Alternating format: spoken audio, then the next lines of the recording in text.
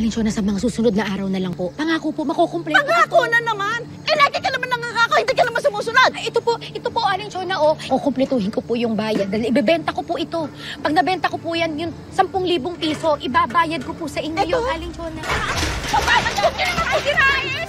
Huwag ka naman kukirain! Magbabayaran mo ba ako ng ganyan? 10,000 utang mo sa akin? Pagkatapos siya na ibabayad mo sa akin? Pasensya na po kayo. Huwag naman po kayo kasi ibebenta ko nga po. Makukumpleto ko po yun. Ikaw, kahit kailan, wala ka nang ginawa sa akin. Puro ka pangako, puro ka pangako, puro ka pangako. Hindi ka naman marunong magbayad. Puro ka pangako. Huwag mo pong saktan ng nanay ko! Ah, gusto mo ikaw saktan ko? Ha? Sasaktan ko kung sinong gusto ko saktan. Pasensya Ano? na po kayo. Huwag po niyo idama yung anak ko. Babayaran ko po kayo, Aling Shona. Naku, ayan na naman, nangangako ka na naman eh. Puro ka naman pangako. Ano? Ha?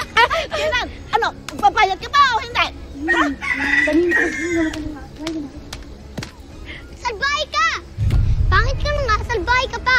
Asang bahay pala, ha? Ha? Gusto mo pasakan ko ng siling yung suma? Ha? Aling Shona, huwag niyo pong idama yung anak ko. Bastos kayo!